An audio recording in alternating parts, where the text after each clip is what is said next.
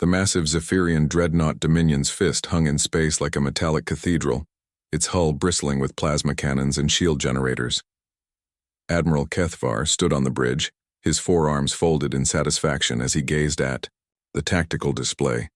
300 ships of the Galactic Enforcement Fleet surrounded the small human colony of New Geneva, their weapons trained on the planet's meager defenses. "Admiral," his communications officer chittered, "we're receiving a transmission from the human settlement." Kethvar's mandibles clicked in amusement. "Put it through. Let's hear their surrender." The hologram of a weathered human woman materialized before him. Her gray hair was pulled back severely, and her blue eyes held a coldness that made even the battle-hardened Zephyrian pause momentarily. "I am Captain Sarah Chen of the Terran Colonial Defense Force," she said without preamble. "You are in violation of the Outer Rim Accords by entering our sovereign space with a hostile fleet." Kethavar's laugh rumbled through the bridge like distant thunder. "Captain, you seem to be mistaken about your position. We have 300 vessels. You have, what, a handful of orbital platforms and some civilian transports?" "We have what we need," Chen replied evenly. "Indeed?" Kethvar's secondary arms gestured to his tactical display.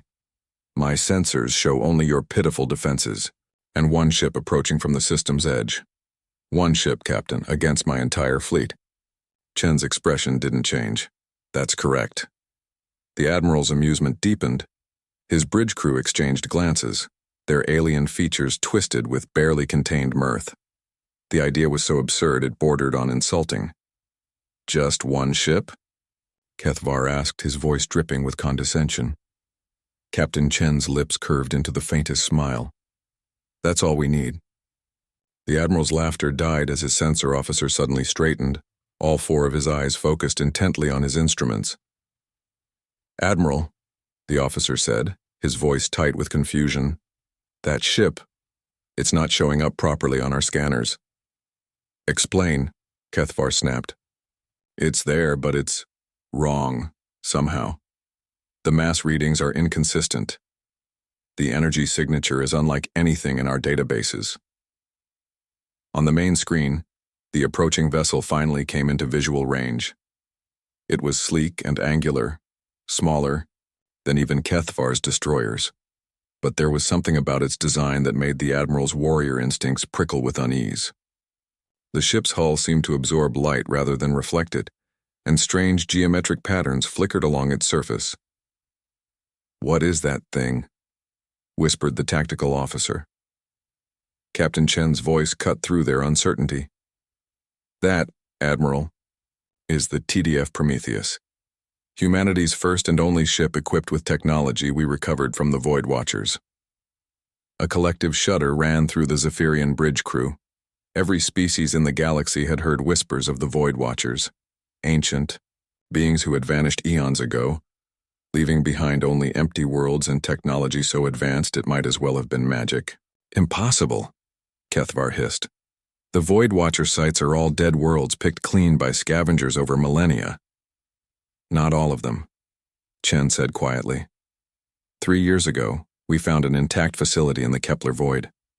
It took us this long to understand even a fraction of what we discovered." The Prometheus continued its approach, and now Kethvar could see why his sensors were confused. The ship seemed to exist partially outside normal space, its edges blurring and shifting as reality bent around it. Energy readings spiked and dropped, randomly, as if the universe itself couldn't decide what the ship actually was. "Admiral," his weapons officer reported, voice shaking, "our targeting systems can't lock onto it. It's there, but our computers say it isn't. How do we fight something that doesn't exist?" Kethvar felt the first cold touch of fear. In his 100 years of military service, he had never encountered anything like this. "All ships open fire. Saturate the area with plasma." 300 ships unleashed hell. The space around the Prometheus erupted in a storm of superheated plasma and exotic particles. The barrage was enough to crack a moon, let alone destroy a single vessel. But when the light faded, the Prometheus hung untouched in the void. Not a single shot had connected. "Phase shift drive," Chen explained as if discussing the weather. The ship exists slightly outside conventional spacetime. Your weapons pass right through it. Then how can it attack us? Kethvar demanded, though he dreaded the answer. Chen's smile widened. It can shift back into normal space when it needs to. The Prometheus suddenly solidified, its hull taking on the metallic sheen of conventional matter. At the same instant, space around Kethvar's flagship began to warp and twist. Reality itself seemed to scream as impossible forces took hold of the massive dreadnought. Gravitational field manipulation, the Admiral's science officer gasped. They're creating localized space-time distortions. The Dominion's fist groaned as its hull began to buckle. Smaller vessels in the fleet were already crumpling like paper, their atoms compressed beyond recognition. Some ships simply ceased to exist, erased from reality by forces that shouldn't have been possible. Impossible, Kethvar whispered. One ship cannot.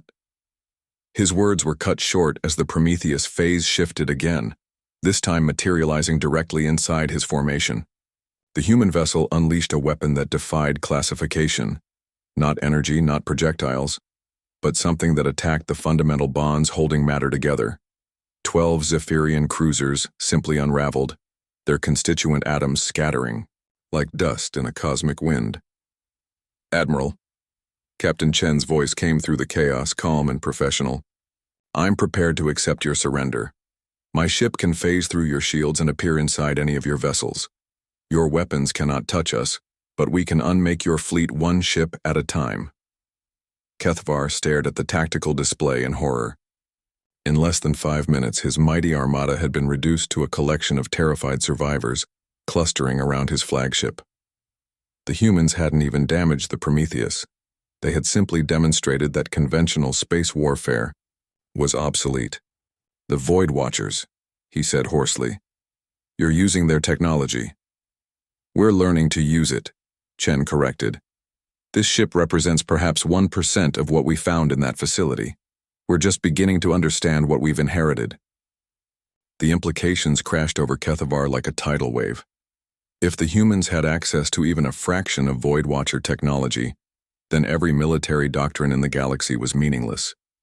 Fleet sizes, weapons technology, tactical formations, all of it rendered irrelevant by science so advanced it bordered on divine power. What do you want? He asked, his voice barely audible.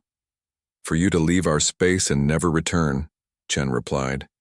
For the Galactic Enforcement Fleet to understand that humanity is no longer the weak, scattered species you remember. We've found our place in the universe, Admiral. We just wanted to be left alone to explore it.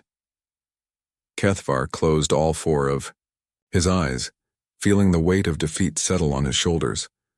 His ancestors had conquered star systems with fleets of wooden sailing ships. Today he had learned that overwhelming force meant nothing when facing technology that could rewrite the rules of existence itself.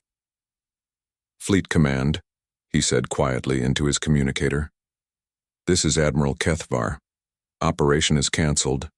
All ships, prepare for immediate withdrawal. As the Zephyrian fleet began its retreat, the Prometheus watched silently from the void, a single human vessel that had just redefined the balance of power in the galaxy.